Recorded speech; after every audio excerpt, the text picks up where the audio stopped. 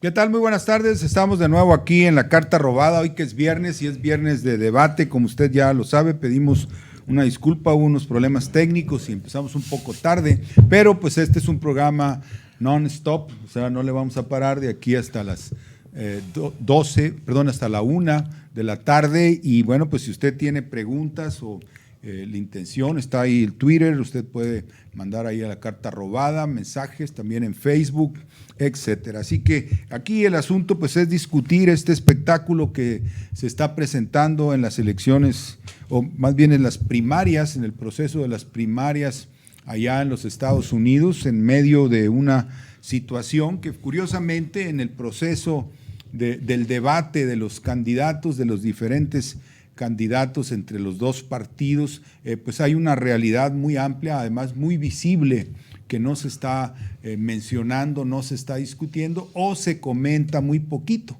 Digamos que no es el ingrediente principal del discurso de Donald Trump, por ejemplo, mucho menos del de Hillary Clinton, que es un mensaje así de frases hechas, motivacional. Intentó más Bernie Sanders, pero también se quedaba un poco corto en cuanto a la discusión de lo que realmente sucede. Los demás, pues, candidatos republicanos, mucho menos. El hecho es que los Estados Unidos y en general la cuenca del Atlántico, pues son una civilización, digamos, que está desplomándose, una especie de caída del Imperio Romano II, ¿verdad? Así pudiera ser una saga, la caída del Imperio Romano, cuando cayó el Imperio Romano, y la segunda pues sería la caída de las potencias de la cuenca del Atlántico que se hunden en una depresión, bancarrota general, bancos, gobiernos, en fin, que además están decididos a irse a una serie de guerras perpetuas como la de Irak, como la de Afganistán, como la que quieren y están alimentando en Siria, y la que quieren provocar con China, y que puede llevar todo eso en cualquiera de esas circunstancias, desatar una confrontación más amplia, real, con armas nucleares, porque ya no hay de otras, ¿verdad? Ya no puede usted decirle a uno, güey, no uses las nucleares, nomás puras pistolitas, pues no se puede eso ya. Así que hay el riesgo de una confrontación nuclear. Y de eso pues se habla muy poquito. El villano, por supuesto, es Donald Trump, porque es muy hocicón, como diríamos acá, por la forma en que habla de sobre todo los migrantes, que es donde más ha enfatizado, pero al menos tiene, digamos, a su favor el hecho de que él se opone a las guerras. Dice que lo de Irak es una estupidez y que lo que el de Siria es peor, otra estupidez, y que si él fuera presidente las pararía. Y esto ha generado que una corriente de los neoconservadores, es decir, la fuerza política de los expresidentes como Bush, se estén yendo a apoyar a Hillary Clinton. Fíjese qué curioso, Hillary Clinton, la demócrata, pues viene siendo ahora la abanderada del sector, digamos, los halcones de la guerra allá en los Estados Unidos, los neoconservadores, neocons, como les dicen, que son los que brillaron con el gobierno de Bush en los dos periodos y con el padre también. Y bueno, pues Clinton es ahora, fíjese usted, la figura de ellos, cómo cambian las cosas. Y ese es el cuadro, no hay mucho más que agregar, es poco lo que ahí se discute de sustancia. Y bueno, pues yo dejaría ver la opinión aquí de Daniel o de Alejandro sobre esto mismo, a ver qué punto de vista tienen ellos, qué ángulo más bien de las cosas pueden ellos presentar. Mira, en el caso de los demócratas, yo sí creo que Bernie Sanders ha perdido un poquito el impulso que traía en semanas pasadas por lo que acaba de suceder en el supermartes, ¿no? Gana pocos estados, Hillary Clinton, digamos, tiene un comportamiento electoral similar al de Donald Trump.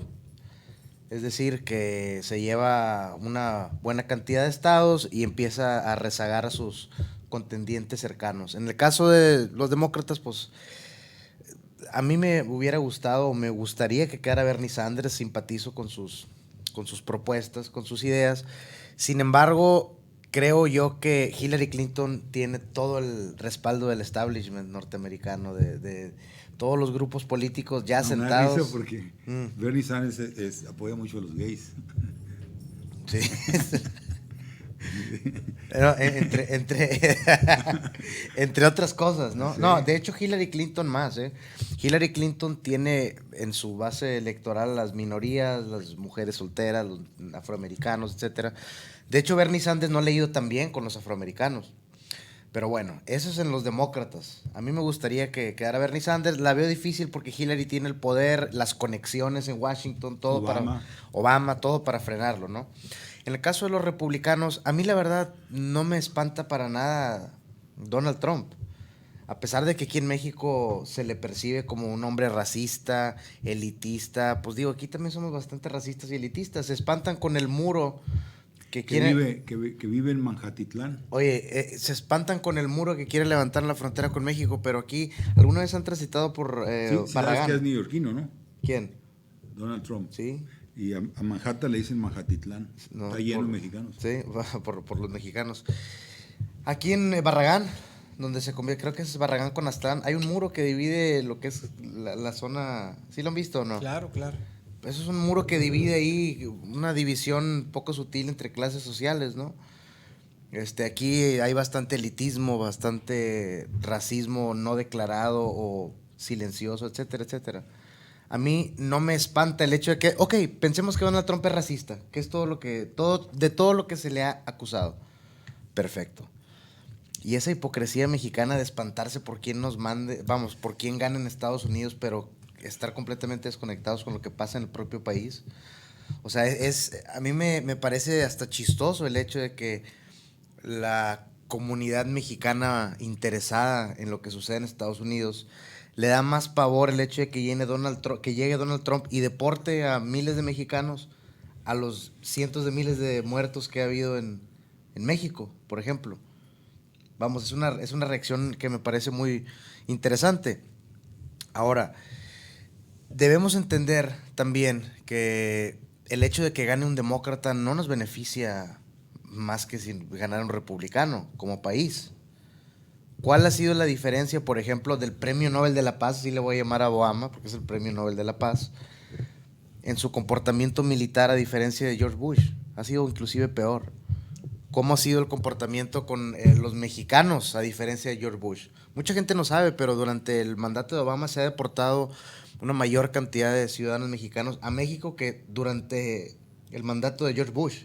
Sí, Eso claro. se ignora, eso lo ignoran. Pero le tienen miedo a Donald Trump y apoyan a los demócratas. Me explico, tenemos Sí, esa es idea algo- media distorsionada, ¿no? Así se ha mencionado mucho de que Obama ha deportado más gente que Sí, Bush. claro. De hecho, en enero de este año empezaron redadas masivas, fíjate nada más, de deportación de ancianos y niños. Imagínate. ¿Eh? O sea, los estás deportando nomás, dejando niños solos. A mí me parece bastante inhumano. Obviamente es una cuestión de política migratoria, es entendible desde el punto de El vista Imperio legal. Romano, pues, Nerón hacía lo mismo. Pero bueno, pero le tememos a Donald Trump. Donald Trump, en realidad, por ejemplo, a diferencia de Obama, que él dijo que se iba a acabar la guerra y las intervenciones, durante el mandato de Barack Obama ha habido más intervenciones militares ilegales, o sea, no declaradas, a países de Medio Oriente que durante todo el mandato de Bush. Eso también mucha gente lo ignora. De hecho, está bastante bien documentado. Es un documental, un libro de un periodista norteamericano que se llama Dirty Wars, Guerras Sucias. Se lo recomiendo.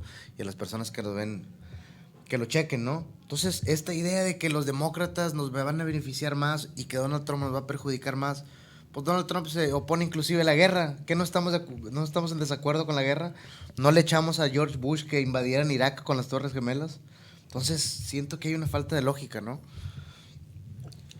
Yo creo que concuerdo con algunos de los puntos que pones sobre la mesa, Dani, pero creo que habría que irnos por partes, ¿no? Primero, número uno, Benjamín, creo que desconoces la dinámica de las elecciones estadounidenses, ¿no? En ningún momento que yo recuerde de las últimas 5 elecciones en Estados Unidos se da un debate de fondo, como no se da un debate de fondo quizás en ninguna democracia latinoamericana o al menos americana, ¿no?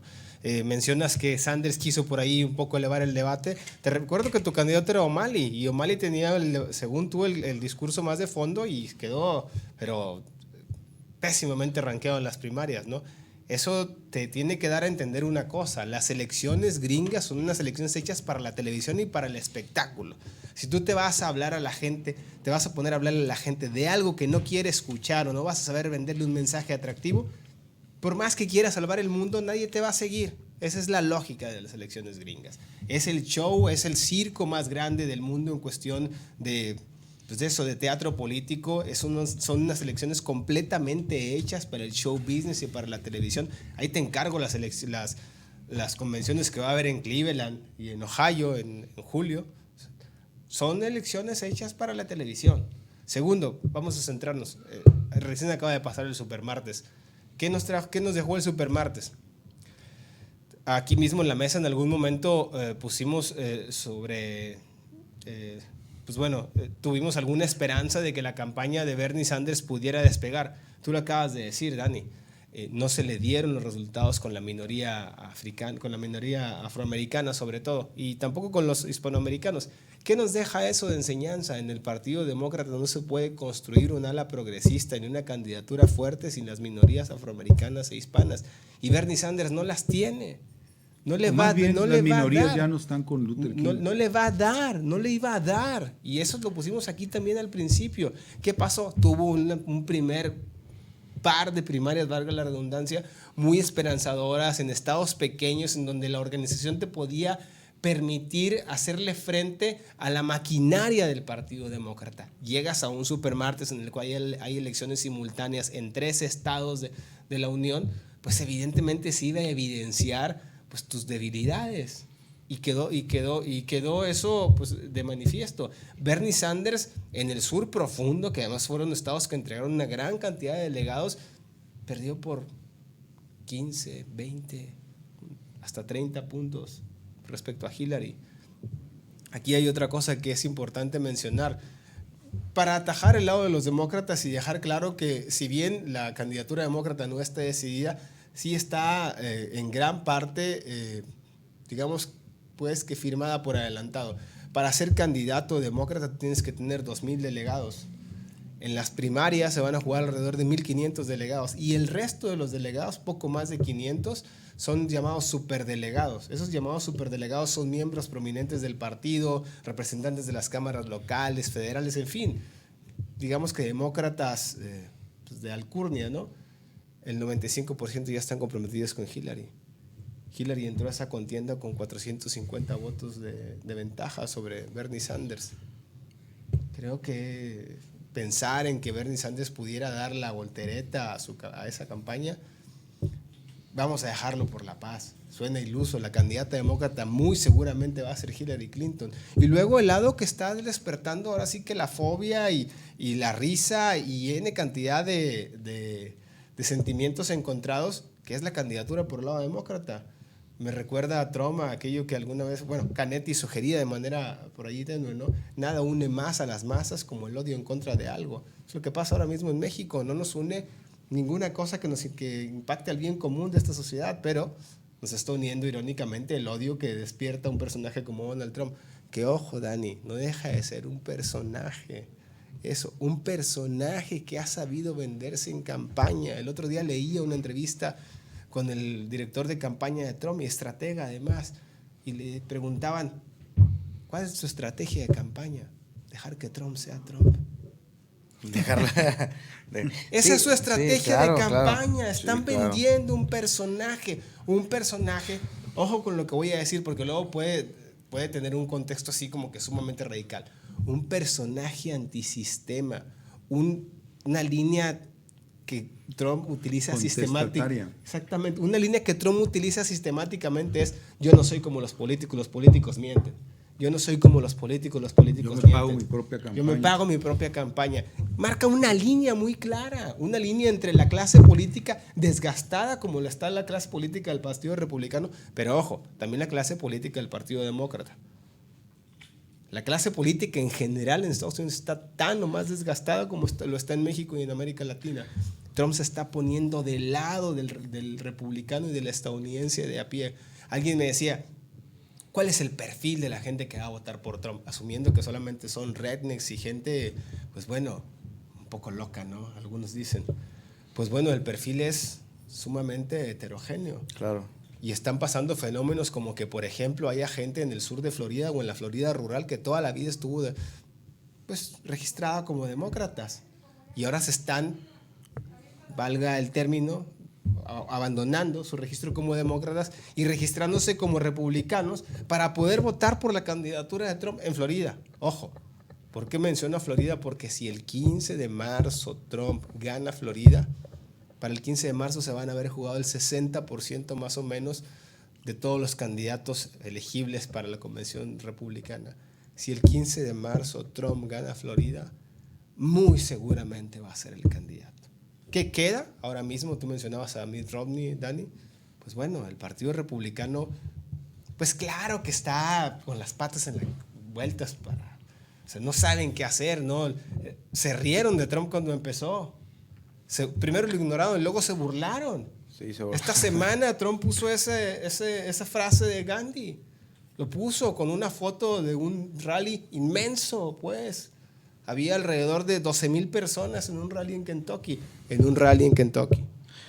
¿Qué puso? Puso la frase esta de Mahatma Gandhi, ¿no? Primero te ignoran, luego okay. se ríen de ti, Después ganan. luego te atacan y después ganamos. Claro. Ese es el fenómeno que está ocasionando Donald Trump. Y ojo, si los republicanos no logran detenerlo seguramente en una convención abierta, es decir, que haya algo que no se ha presentado en casi 5 décadas en una candidatura republicana en donde se encierren en una arena y se peleen por los delegados y el partido trate de mover todo su maquinaria y su establishment para evitar que Donald Trump sea el candidato. Si no logran forzar eso, Donald Trump va a ser el candidato republicano. Y quienes ahora se jactan y dicen, es que Hillary Clinton le lleva 10, 15, 20 puntos de ventaja en una elección general. Uno, las elecciones gringas no se juegan a voto universal, se juegan a voto colegiado por estados. Y dos, las cosas cambian diametralmente una vez que los candidatos dan banderazos de salida por una elección general. Quien pretende definir el resultado de noviembre con lo que está pasando ahora mismo no tiene la más mínima idea de cómo evoluciona una campaña política.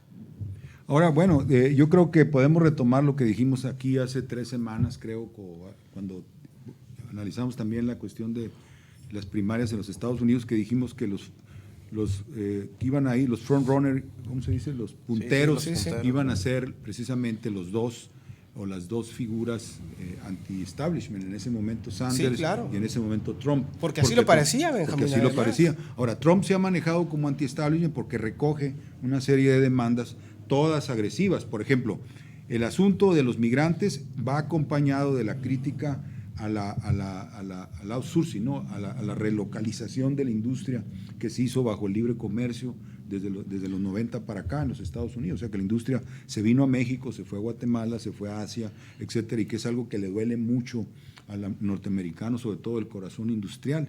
Y él lo recoge porque eso es lo que va implicado con la cuestión de los migrantes. Número 2, pues ataca la guerra de Irak como una estupidez, dice que lo mismo es Siria, propone un acuerdo o alianza o negociación con Vladimir Putin, ¿verdad?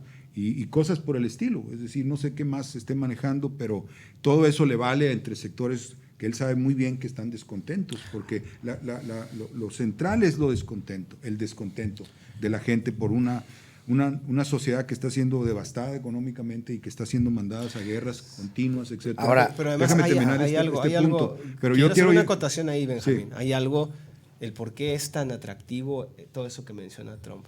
Sí.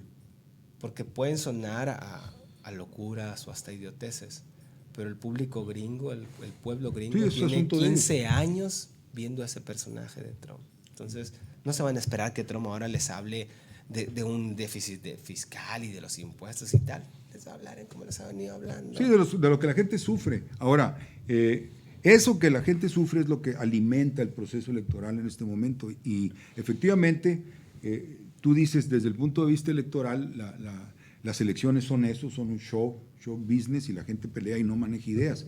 Pero ese es un juicio de un experto en elecciones. Pero también hay un juicio histórico y los pueblos también son juzgados históricamente. Y el pueblo norteamericano ahorita va a ser juzgado, perdónenme la expresión, como un puñetas. Porque se están viniendo abajo. Benjamín, ¿verdad? oye. Perdón, se están viniendo abajo, se están derrumbando, se está derrumbando la civilización de la cuenca del Atlántico. Es un hecho que se puede verificar. Y el pueblo dirigente, el que estuvo, digamos, a la cabeza del mundo por un buen rato, no atina en tener un debate decente en un proceso electoral tan importante. Así va a ser juzgado, va a ser como las últimas fases del Imperio Romano, ya que se divide y que se enfrentan. Mira, y nada todo más, eso. ¿Y qué hicieron? Pues terminaron. Ahora, abatidos. mira, Benjamín, yo nomás quisiera recalcar y darte un poco la contra con ciertas expresiones que utilizas. Solo un poco. Un poquito. Por ejemplo, cuando dices el pueblo va a ser juzgado como un TAS. Históricamente, sí. Si ellos están juzgados así, ¿cómo vamos a ser juzgados nosotros? De entrada. No, pues sí, no estamos muy bien parados pero no tampoco. Estoy defendiendo a México, no es una comparación. Ok, por ok, eso. mira. ¿A qué voy con esto? Eso que estás diciendo, es decir, aceptando también que nosotros vamos a ser juzgados muy duramente por la historia. Sí, tremendamente. Tremendamente. No tenemos ni de qué ofendernos porque hemos sido peores nosotros mismos con nuestros Sí, aquí el propios dogma habitantes. de la corrupción es el Ahora, que ciega. sí, pero inclusive, y ahorita también te voy a dar por ese lado, te voy a tupir esas ideas. Los ataques Para no mí, se anuncian como se lanzan. mira, para mí, no, pero en este caso sí te lo estoy avisando y te lo voy a lanzar. Mira, en este caso de Donald Trump, hay que verlo desde otra perspectiva. Vamos a verlo sin los personajes en concreto. ¿Qué está pasando ahorita? El discurso político de la guerra, del miedo que tenía George Bush. De hecho, vámonos hasta el año 2000. George Bush prácticamente perdió la elección.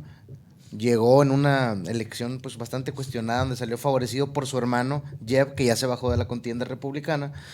George Bush gana de panzazo, digamos, pero en la segunda elección él gana con un margen bastante amplio. ¿Por qué?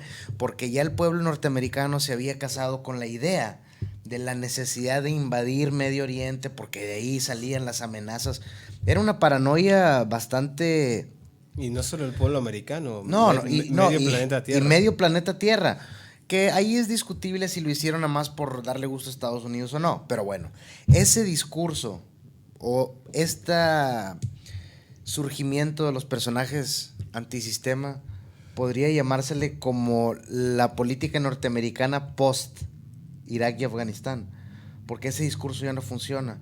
Ahora la gente vuelve a las necesidades básicas, que es el trabajo, que es las deudas. Antes era el miedo el miedo de ser, vamos, bombardeado mientras estabas comprando en Walmart o algo así. Ese era el miedo que tenía el norteamericano común, el miedo al ataque externo. Pero ahora ya volvió a las necesidades básicas del norteamericano y es por eso que es donde entra Donald Trump con un discurso bien fácil. Las guerras en Irak y Afganistán no sirvieron para nada, perdimos dinero y no nos dan nada a cambio. Y los veteranos andan. Y los veteranos no tienen seguro, no tienen ¿no? hospitales, seguro médico, los tratamos bastante mal. La economía pues, está devastada, ya hicimos hasta acuerdos nucleares con Irán, donde les permitimos enriquecer ahí componentes, el uranio para que desarrollen la Universidad de los Terroristas. Su estrategia energética futuro. Y dice, esto lo dijo Trump en una entrevista, dice, Irak, ¿qué? Si usted ahorita quiere ser terrorista, la universidad del terrorismo es Irak. Vas a Irak, te haces terrorista. Entonces, ¿de qué sirvió todo esto? Y esto si queda Hillary Clinton, Trump la va a reventar con esto. Ella, cuando era secretaria de Estado, asesinaron al embajador en Benghazi, en Libia, de Estados Unidos. New York Times, que ustedes menospreciaron la otra. No. Mira, yo no menosprecio eso. A lo que voy es que Hillary Clinton no se va a poder defender de eso.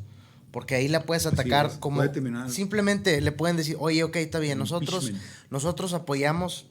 Yo creo que más que afectarle electoralmente, le podría afectar legalmente y que le quitaran la candidatura. Sí, pero con eso la revientas. Electoralmente. Aparte, para eso lo sacó el aparte, Hillary Clinton, no se nos olvide, es un personaje que ya, digamos, trae ganas guardadas, porque Barack Obama le bajó la candidatura, ella prácticamente iba a ser la candidata, le bajan la candidatura y ya trae una candidatura pues muy comprometida aparte. Claro, ya son 8 años. De querer. De querer, ¿no? Sí, claro. Yo quiero insistir en algo, y esto es en que por aquí, de repente en el tren del mame y un montón de opinólogos y tal, juzgan al pueblo americano o a la gente que apoya a Trump como si fueran zombies, ¿no? por no repetir la palabra que dijo Benjamín, ¿no? ¿Por qué no? Pero yo les quiero decir lo siguiente, no lo vamos a poder entender o no lo van a poder entender porque pretenden analizar el fenómeno Trump desde el código cultural de mexicanos. Y en ese código cultural, pues sí, nos parece absurdo que un gringo le hable a otro gringo de volver a ser grandes, ¿no? Cuando nosotros tenemos esa mentalidad de, no, es que hay que ser todos iguales. Ellos no quieren ser iguales a nosotros. Ellos quieren seguir siendo los dueños del mundo. Claro. Eso es lo que no entendemos. Y luego, segundo, nos reímos de la gente que apoya a Donald Trump y pues bueno, nosotros no tenemos precisamente mucho de qué presumir con quien despacha en Palacio de Cantera y mucho menos con quien despacha en Los Pinos. Sí. Entonces, sí, a eso es lo que me refiero, ¿no? Los gobernantes actuales de una u otra forma son reflejo y viceversa. Los pueblos son reflejo de su gobernante. Claro. No me parece tan descabellado que alguien como Trump sea ahora mismo el puntero republicano si a final de cuentas representa, aunque esto no sea del todo cierto, pero al menos representa en el imaginario colectivo gringo un disidente Ahora, y además alguien hecho en la cultura del esfuerzo desde la óptica gringa. Desde la óptica. Ahora, Alejandro, sí quisiera yo volver a insistir con el tema de las razones por las que se le ve negativamente a Donald Trump. Y no nada más me refiero en México, sino alrededor del mundo. A mí me parece una postura bastante hipócrita. Me parece bastante hipócrita porque, oye, se han levantado políticos mexicanos.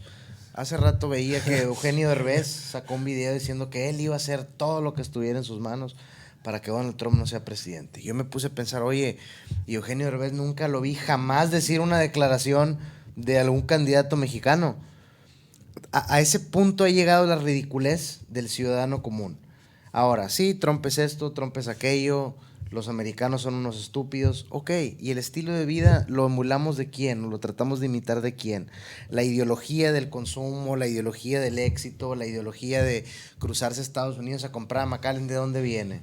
O sea, estás criticando lo que eres. Si te vas al fondo, estás criticando lo que eres. Donald Trump es un estúpido, ¿cómo le pueden creer? Ah, ok, te parecen tontas sus ideas, pero te pareció atractivo el a jalar que se ocupa. O sea, eso sí es una, Yo creo que, es una gran idea intelectual. Para evitar que nuestro programa naufrague, ¿se dice? No podemos polemizar con el tren del mame, porque el tren del mame es un nivel muy bajo. O sea, las redes sociales son pura estupidez, el Facebook son puras fantasías o simulaciones. Mira, pero entonces no hay una idea, mejor tratemos pero de Benjamín, jalar al tren del mame a un nivel mejor. El problema es este. El tren del mame no se crea ni se destruye, nomás se transforma en algo más que agarra. Hay que transformarlo. El problema aquí con cosas como el tren del mame, y es que no nada más sucede con lo de Donald Trump, sino con todo lo que va incluido en este flujo de ideas transitorias que todo el mundo agarra pero no analiza, porque nadie las analiza. Nada más lo toman, lo proyectan y dicen, mira, aquí estoy, mira, yo estoy enterado de esto, de aquello, y luego lo dejo ir. Oye, y lo de hace una semana, no, pues ya no me acuerdo. El problema es que eso no se va a poder cambiar. Porque son cosas que la verdad sería muy interesante ver de dónde fluyen las primeras ideas de cada corriente del tren del mame. Dani, yo quiero, perdón que insista con este personaje. Un paréntesis aquí. O sea, la ideología del norteamericano a la que está apelando Trump y a la que a veces también intenta apelar Hillary y que por lo visto no pudo Sanders, ¿no? ¿Cómo se conforma? Porque aquí en México es muy simple, es monótono, es un solo tema, la corrupción. Cualquiera que en México diga, yo voy a acabar con los corruptos rateros, yo voy a ser honesto y yo voy a hacer un gobierno honesto y los demás son ratas de dos patas y todo eso, gana, atrae, ¿verdad? Porque así le hizo Bronco, así le han hecho todos últimamente. Entonces, allá no, allá como que es más complicado, como que al menos es una gama de 3, 4 o 5 asuntos que tienes que manejar para que la gente te voltee a ver, digamos, ¿no? Como en el caso de Trump, el problema de los empleos que se van, el problema del migrante que viene a quitarte el trabajo. Y además, etcétera. Además de, como bien mencionas, Benjamín, 3, 4, 5 temas, además de ello, pueden variar incluso en función de cada estado. Además, o sea, es un electorado, es un sistema electoral muy complicado y muy es extraño. Un electorado, además de muchísimo más diverso que el de nuestro país, muchísimo más rico en la información que les fluye, ¿no? Y en la organización política que tienen, sin que los quiera poner como ¿no? el modelo de democracia participativa ni de pueblo avanzado en elegir sus representantes, no va por ahí. Pero sí tienen un sistema electoral y una forma de participación pues, muy rica, ¿no? Y muy compleja también a la vez. Yo quiero poner algo sobre la mesa que además me parece importante. Sí es cierto lo que dice Benjamín, que el tren del mame trae un nivel bajísimo. Es parte también de su razón de ser, ¿no? No le puedes pedir en las redes sociales hacer un análisis mucho más profundo del que se hace, ¿no? Del decir una pendejada y curártela, ¿no? Mira, simplemente... Sí, a veces no vale la pena agancharse con ello. Pero luego también sí es cierto que termina siendo un reflejo de lo que entre comillas la mayoría de los que se supone que están más informados piensan. Que son al final de cuentas los que tienen acceso a internet y que de una u otra forma tienen un flujo de información más alto, ¿no? Si es que la utilizan bien la información. Bien, pero al menos en el supuesto ¿no? Entiendo los memes que hay, entiendo las preocupaciones tan banales que puedan llegar a surgir. ¿Qué pasa si este cabrón construye un muro? ¿Y qué pasa si nos empieza, en fin, ¿no? Y que nos regresa, en fin? Pero luego uno tendría que analizar al Trump candidato, y te doy un dato que a mí me sorprendió, Benjamín. Por ejemplo, Trump ganó el Supermartes Arkansas y ganó Massachusetts. Arkansas es el estado republicano, es decir, donde hay más votantes republicanos registrados con mayor porcentaje de evangélicos. Y Massachusetts es el estado con menor porcentaje de evangélicos republicanos. Sí, la élite. Y ganó ambos. O sea, eso te deja ver que el fenómeno de Trump no solamente traspasa los votantes, o sea, los segmentos que tradicionalmente se identifican como republicanos, sino que empieza a ser un movimiento. Y ojo, Dani, él lo dijo cuando algo se convierte en un movimiento, permea segmentos que la mayoría pasamos por alto. Como que no está pasando, ¿no? Al rato la gente se va a dar cuenta que esto es una tontería, que es una farsa, que lo que sea. Y cuando entonces te das cuenta de la magnitud realmente de lo que está pasando, ya es demasiado tarde. Le ocurrió a los partidos aquí en el 2015. Según tu experiencia, ¿qué pudiera hacer que Massachusetts votara por Trump y también Arkansas? Arkansas es un estado que gobernó este hombre Clinton, el esposo de Hillary. Ellos son de ahí. Y de todas maneras, digamos, Trump se impuso, etcétera, tuvo ventaja. Y acá Ojo, que se impuso en la primaria republicana. Sí, claro. Ahora, en Massachusetts, que se supone que es en donde está la élite, ¿no? Intelectual, que está Harvard y todo eso, ¿qué pudo haber hecho que coincidieran en Trump? En el caso, no hay una lógica que aplique para ambos estados. No, yo lo veo de la siguiente manera. Trump, si bien es cierto que Trump no es un conservador al uso para el votante evangélico, sí es cierto que ha puesto el dedo sobre la llaga sobre temas que le interesan al votante evangélico. ¿Cómo cuál? ¿No? Como por ejemplo, pues bueno, el asunto del terrorismo. El votante evangélico es sumamente paranoico. Sumamente paranoico. Y Trump ha sido muy claro al respecto de que no entren los musulmanes y que esto y que lo otro y todo ese asunto de que les ha echado gasolina.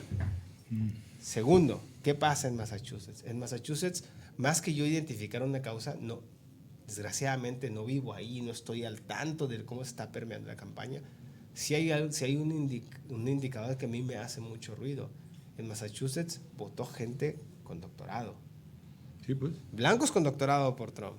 Votaron en segmentos, pues. Votaron blancos con estudios universitarios. Votaron blancos de clase trabajadora y votaron blancos sin estudios de preparatoria. Mira, se está llevando todo, Dani, todas las canicas. Yo creo que lo único que conectaría esto que parece tan desconectado es precisamente el descontento. ¿Sabes? Pero Benjamín, espérame, otra cosa que no hay que dejarlo por un lado. Es políticamente incorrecto decirlo, todavía en Estados Unidos, por más políticamente incorrecto que sea Trump, pero creo yo que esta explicación de por qué se está imponiendo en estos estados va por otro lado.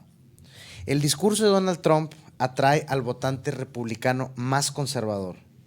Al más conservador. ¿Por qué? Si tú te fijas el discurso de Trump antimigración, casi antimezcla racial en cuanto a la sociedad. Evidentemente, como dices tú, los evangélicos, pues ellos van a estar a favor de cualquier cosa que tenga lo más lejos posible a sus contrincantes religiosos. Claro. ¿No? Eso les atrae. Otra cosa, que no se nos olvide y es un factor muy importante. Donald Trump está en contra de la migración en general y nos usó a nosotros para ejemplificarnos. ¿Quiénes son los dos contendientes más cercanos de Trump? Marco Rubio, de ascendencia latina, Ted Cruz, con raíces cubanas. Claro. Eso también es un factor de peso. ¿Por qué? Porque el electorado republicano no va a querer a alguien moreno. El republicano caucásico, conservador, cristiano, le parece dentro de esas opciones algo, digamos, más cercano a él o más representativo de su persona. Lo ve en Donald Trump que en los otros dos aspirantes, porque te voy a mencionar esto. Yo no me acuerdo una elección o una interna republicana donde de los tres primeros, o por lo menos los más con más peso, fueran de origen latino. No lo ha habido. Entonces, eso al interior del Partido Republicano, aunque muchos de ellos no lo digan, ¿cuál es el lema de campaña? Votar por Trump para que no pasen los dos hispanos. No precisamente eso, no precisamente eso. Es una posible explicación al fenómeno que está pasando. La posible explicación al fenómeno, porque lo puedes ver de esta manera. Donald Trump no ha sido gobernador, Donald Trump no ha sido esto, no ha sido un político de mucho tiempo. Pero ojo, Dani, pero ahí entra la parte en la cual canaliza el descontento hacia la clase nada política. más quisiera... Porque acuérdate lo que dijo él, yo creo que ahí fue donde los fulminó, y lo dijo hace rato. Ted Cruz es propiedad de Goldman Sachs y de Wall Street, igual que el otro. Benjamín, pero mi campaña, sí, Benjamín, pero mira, te voy Benjamín, una todavía mira, más matona, Dani, cuando les dijo, yo les he dado dinero a todos. A todos, así les dijo. Sí, y otra todavía más matona, Alejandro. A mí en lo personal me pareció una respuesta maestra de Donald Trump. En el debate contra Jeb Bush, creo que el último donde se presentó, él dice, pues mientras el señor Trump tenía un reality show y estaba en la tele, mi hermano estaba construyendo un aparato de seguridad para proteger a nuestra nación. Dijo Jeb Bush. Donald Trump nomás lo volteó a ver y le dijo, sí, nada más que durante el mandato de tu hermano se cayeron las Torres Gemelas. ¡Pum! Nada más con eso. El ascenso de Trump, entre otras cosas, yo lo veo como un fracaso no aceptado del capitalismo, y el de Bernie Sanders también. Sí, ese es el fenómeno. Al final de cuentas, finalmente mira, ese es el fenómeno. Finalmente lo que quiere Donald Trump es, alguien lo... Yo más que fracaso lo veo como una ironía poética. Bueno, mira, puede ser. Fíjate, mira, ¿cómo le dicen? Venganza poética. lo que quiere Donald Trump básicamente es él tener... Justicia poética. Que el Estado, fíjate, que el Estado tenga el control de ciertas dinámicas económicas. Para mí el capitalismo se hizo un monstruo y volvió a morder a su creador, que es Estados Unidos. Ahora es el libre mercado, esas empresas que vienen de Estados Unidos a malpagar y explotar a México, pues ya son tantas las que se han salido que ya no hay trabajos para ellos. Claro. Ya no hay trabajo para ellos. O sea, ese es el redneck, no tiene chance. Es el redneck. El libre mercado no existe per se, el Estado crea el libre mercado. Claro. Era la ironía esta de que tú tienes gente que trabajó para por ejemplo, las automotrices o que para Detroit, ¿no? Toda esa área. La industria de las aviaciones, etcétera, y se quedan sin chamba y andan en McDonald's o andan vendiendo como aquí Afores o cosas de esas. Y eso es generalizado. Oye, Perdón, ahora en Estados Unidos ahorita el dato más interesante es que el trabajador común, por los bajos salarios, etcétera, se suicida. Pero no como en Cancún, que se cuelgan 2, 3 al día, sino que se suicida agarrando hábitos destructivos como la heroína o como el alcoholismo, o sea, heavy, ¿no? Y es una forma, psicológicamente, como es tan masivo ya ahorita casi cualquier trabajador es adicto a algo.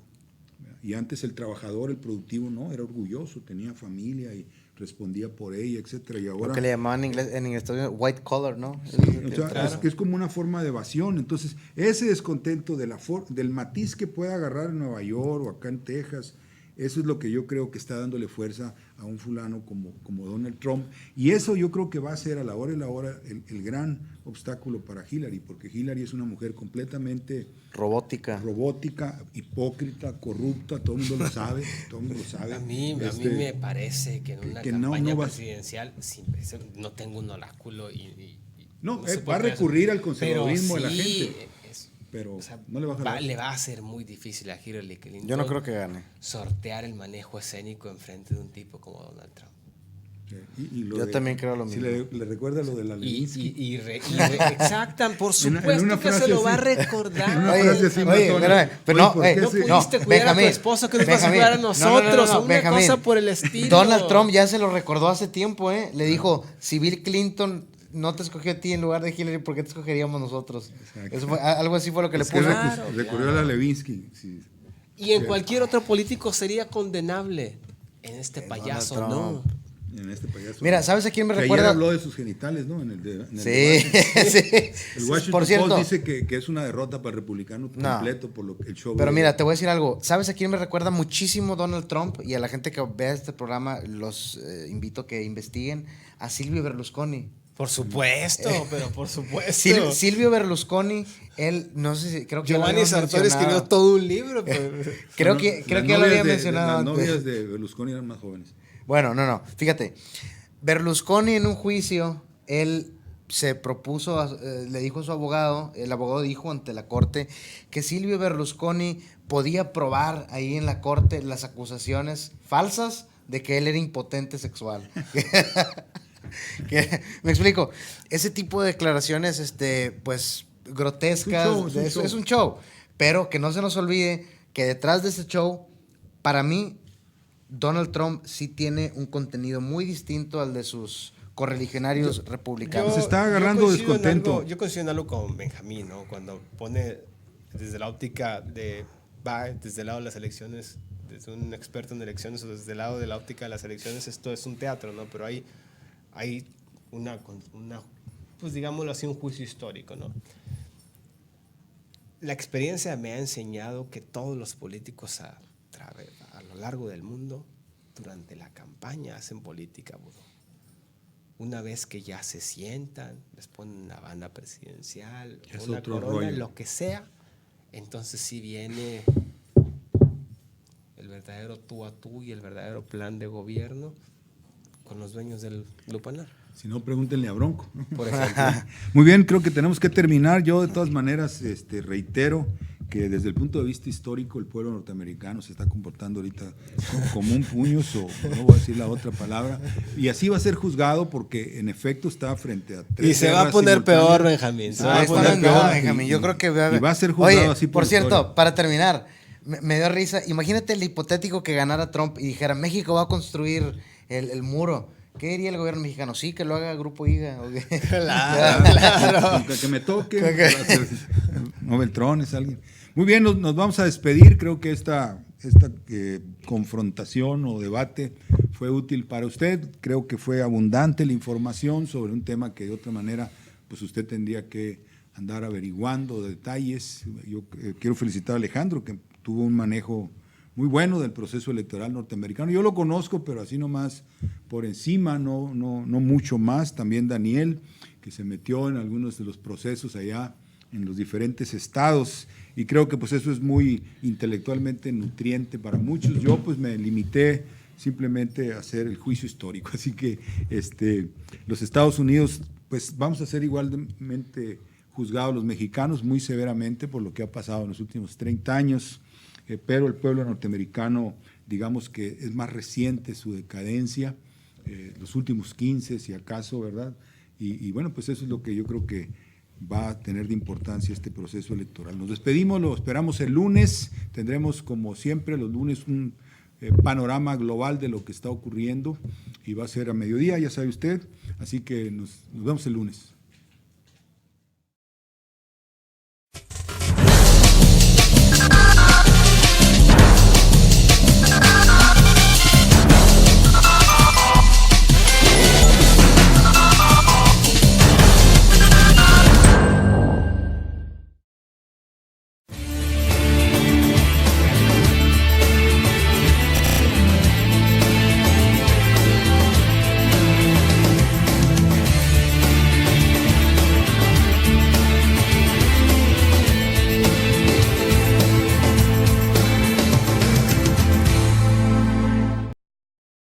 Este próximo domingo 13 de marzo celebra el Día del Patrimonio de Nuevo León. Disfruta de las diferentes actividades gratuitas que los espacios culturales, educativos y recreativos de los municipios del estado tienen preparadas para ti y tu familia. Revisa la agenda en nuestra página www.patrimoniodenuevoleon.org y en nuestras redes sociales. Este domingo 13 de marzo conoce mejor esta tierra y lo que la hace única. Día del Patrimonio de Nuevo León. Vivamos lo nuestro.